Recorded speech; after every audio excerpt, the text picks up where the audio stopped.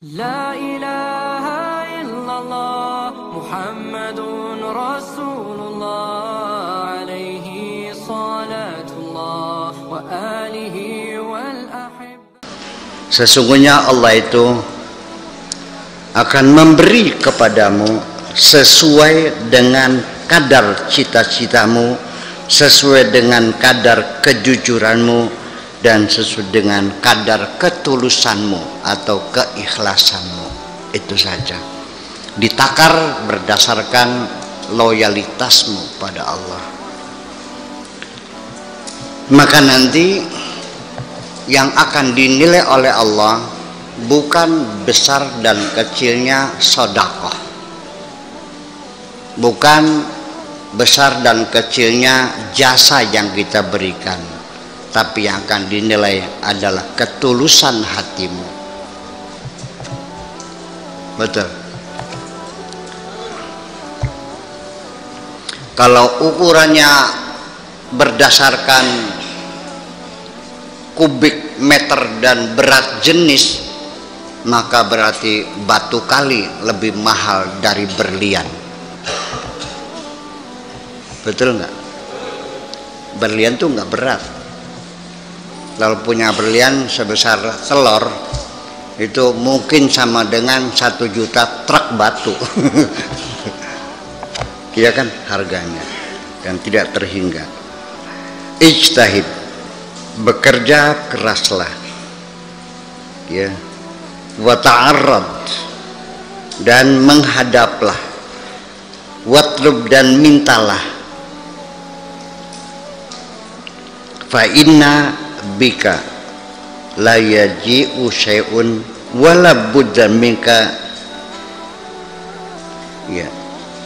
Watlub fa inna bika, maka sesungguhnya bika, karena kamu, la yaji'u syai'un, tidak akan datang sesuatu, wala budda minka, dan tidak bisa tidak daripada dirimu, takallufun fi tahsilil a'malis salihati, itu berarti memaksakan diri untuk menghasilkan amal-amal yang saleh. Kama tatakallafu, seperti juga engkau memaksakan diri bekerja keras fi tahsilir rizki, untuk mendapatkan rezeki. Artinya silakan saja kamu bekerja keras, banyak meminta, banyak berdoa, nanti artinya tidak bisa tidak akan datang juga kepadamu rezeki itu.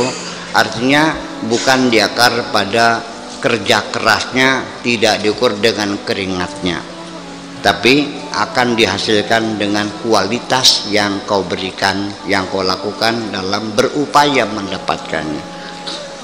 Seorang yang punya tingkat intelektualitas tinggi, pengalaman yang panjang, tentu akan lebih mendapatkan rezeki dari orang yang bodoh yang tidak berpendidikan. Seorang petani, buruh tani, satu hari hanya dapat 50.000 satu hari, dijemur punggungnya di matahari.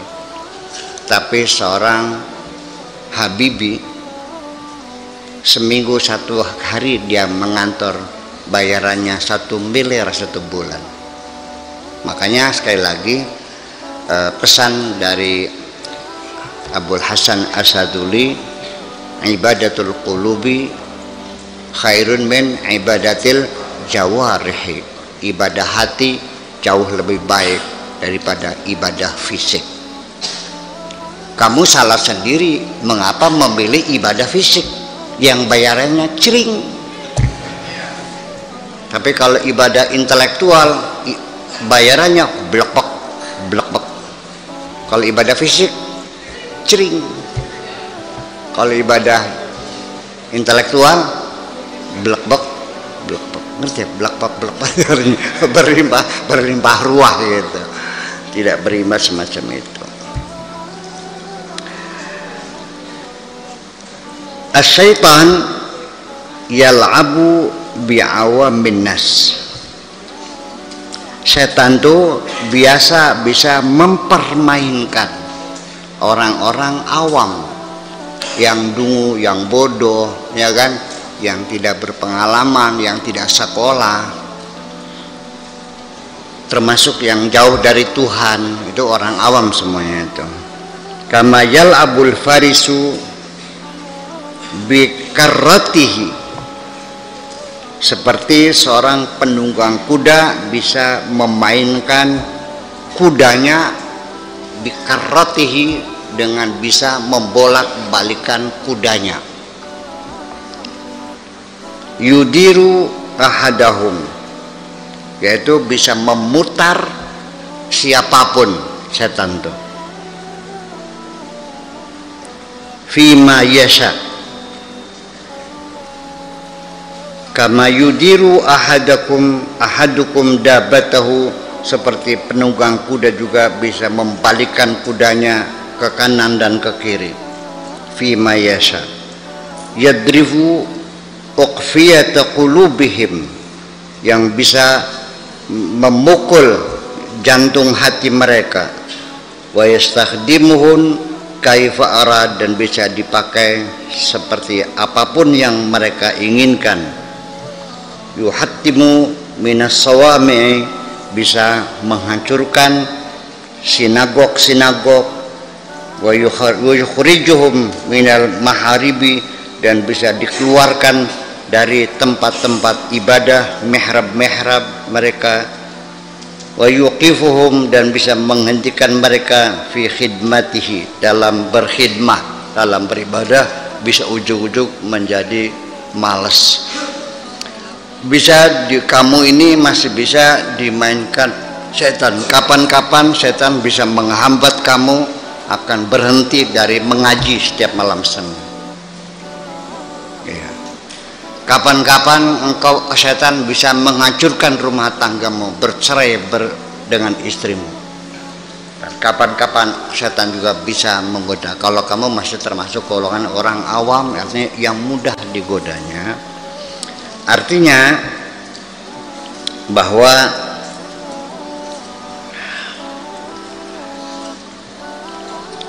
seorang penunggang kuda, ini contohnya saya terangkan, nih ngomongnya muter-muter tapi saya paham. Seorang penunggang kuda yang ahli mengendalikan kudanya ketika maju perang dengan kelincahan yang luar biasa, ini digambarkan oleh Umru'ul Qais dalam syair jahili dahulu, mengatakan mikarrin mifarrin mukbilin mudbirin ma'an kajal mudi sakhrin tanhattu min ali.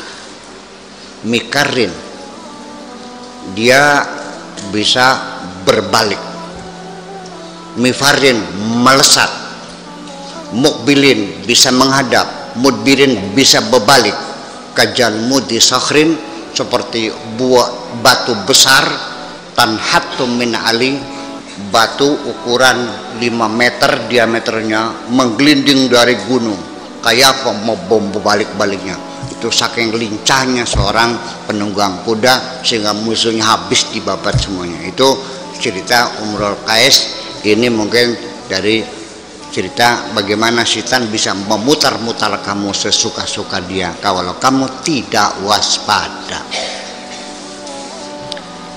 Dan setan menggoda itu adalah legal, karena setan pun ketika menggoda kamu sudah minta izin dari Tuhan dan sudah dikasih SIM, ada SIM-nya resmi, surat izin menggoda.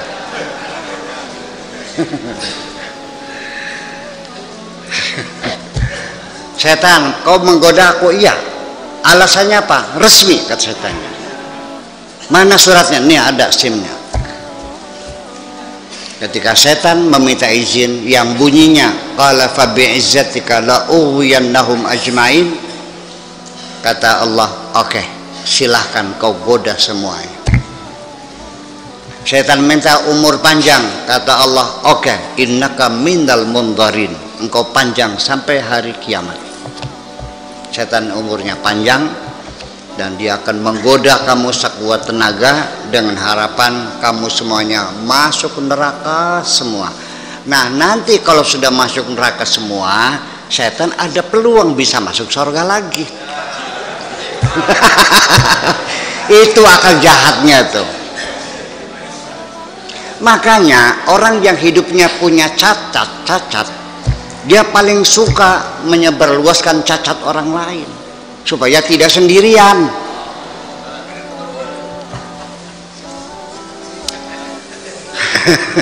Iya, itu rasanya begitu. Jadi kira-kira jadi rekan kah kan boleh pakai batu boleh bareng-bareng nerakanya kalau tidak. Nanti di surga bersama-sama dengan kamu semuanya. Dan setan itu bekerja menggoda kamu itu tidak main-main.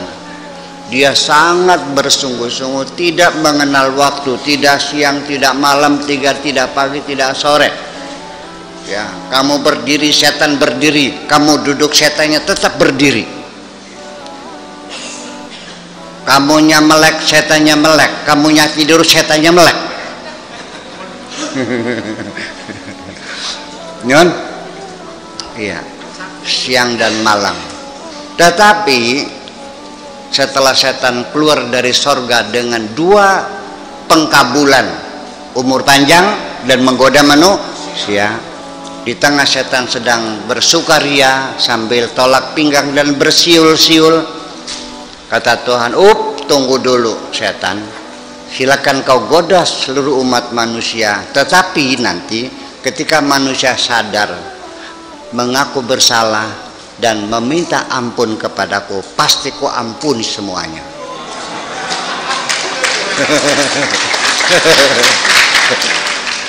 Itulah akhirnya apa? Setan melongo, kerja bakti.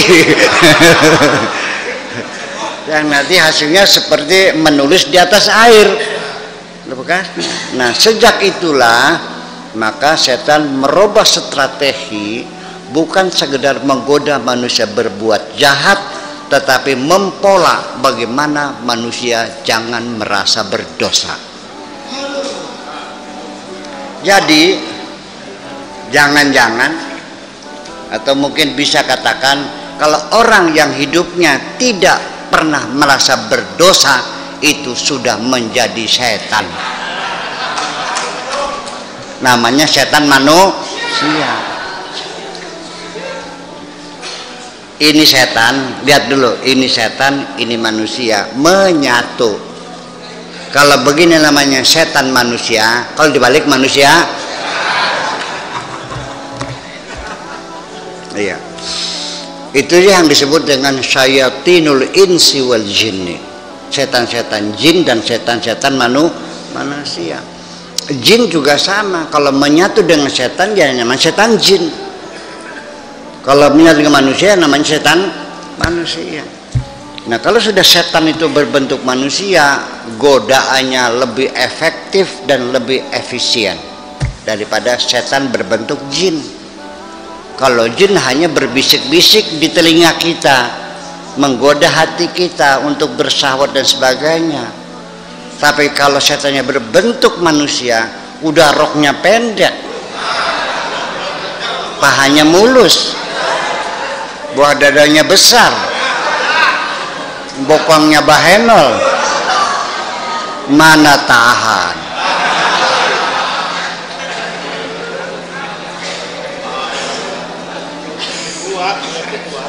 Kalau setannya sudah berbentuk manusia yang cantik jelita, dia bisa menarik tanganmu. Ya, tapi setan berbentuk jin sebatas hanya berbisik-bisik saja. Setan mengajak engkau berjudi, hanya sekedar mengajak. Tapi kalau setannya manusia, mengajak kamu dan dia siap membantu uang kamu untuk berjudi. Nggak ada duit, nih duit banyak udah.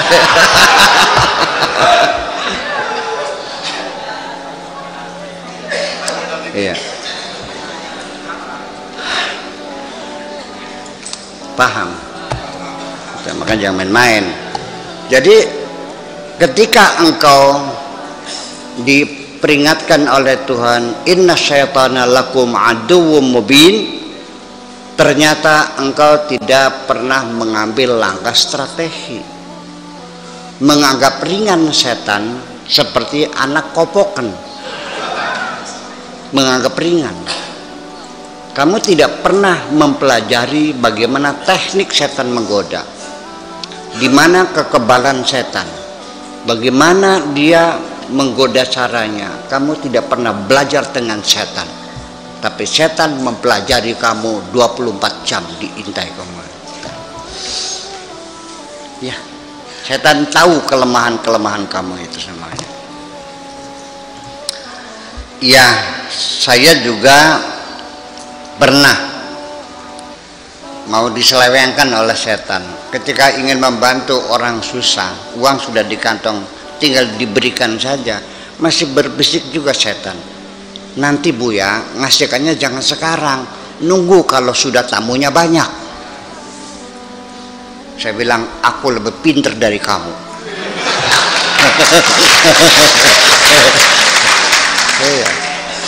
Ya, dia mah gak pernah sekolah kok. Saya kan sekolahnya 20 tahun. Iya, di luar negerinya kan. Ya, iya. Gimana lagi? Ya itu. Nun, lo iya. Tertampak sih dah. Ya, saya tampar kamu ini kan begitu. Sebab bagaimanapun saya tahu tipu daya mereka itu lemah kok. Enggak kuat enggak apa kok. Ya, sebabnya engkau tergoda bukan kuatnya godaan, tapi lemahnya hatimu.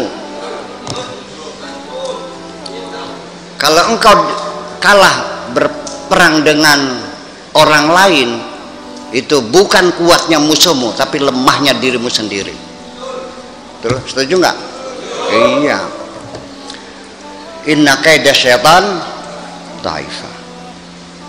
Inna kaida syaitan kana dha'ifa. Inna kaida syaitan kana dha'ifa. Tipu daya setan sangat lemah sekali kok. Mudah ketahuan, mudah kelihatan, mudah dipahami.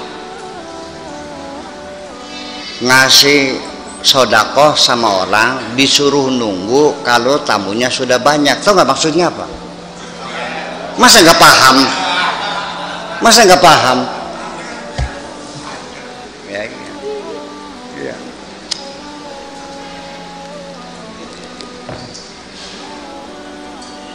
Ya, jadi seperti itulah kira-kira kita dalam berjuang hidup ini. Jangan kau anggap mulus-mulus saja. Godaan di depanmu sangat banyak sekali. Perlukah godaan itu? Perlu. Tanpa ada godaan engkau tidak pernah teruji. Engkau bukan pahlawan kalau engkau tidak punya musuh. Aku pahlawan, siapa musuhmu? Enggak ada, ya bukan pahlawan. Betul enggak? Ngaco kamu. Aku menang juara apa? Bertanding siapa? Sendirian, ngaco kamu mah. Iya, mesti ada musuh. Itu pentingnya begitu. Jadi alhamdulillah ketika saya ada orang yang menjelek-jelekan saya, alhamdulillah saya punya itu. Makanya jangan berharap saya akan marah dihina orang kok. Malah saya senang kok. Iya. Ya begitu. Ya minimal gitu, dengan adanya orang mengkritik saya itu artinya mendorong saya untuk introspeksi lagi. Betul nggak? Iya. Sebetulnya tidak mungkin kita menjamin kebenaran kalau kita tidak selalu melakukan introspeksi. Karena pasti saja di dalam kerja manusia selalu saja ada kekurangan-kekurangan dan selalu ada kesalahan-kesalahan. Manusia tidak akan pernah mencapai kesempurnaan. Nabi Muhammad pun makhluk yang sempurna. Itu nisbatan dibandingkan dengan kamu.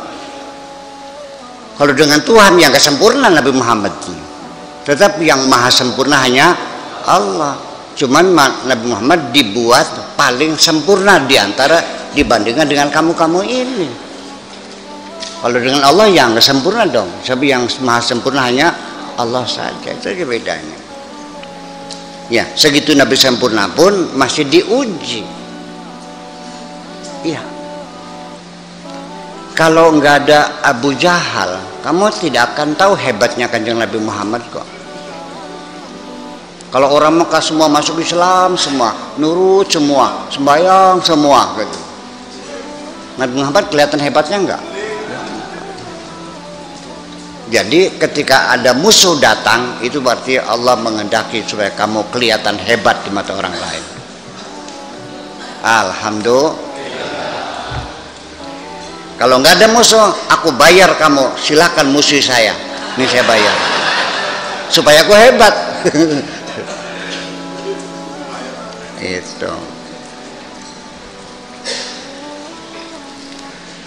ya, dari sejak zaman dahulu itu teknik pencitraan tuh sama seperti itu.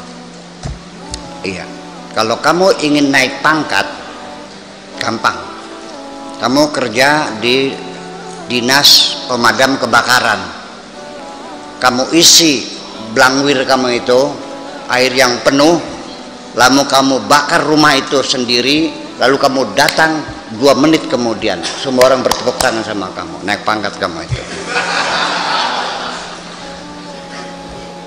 Nah,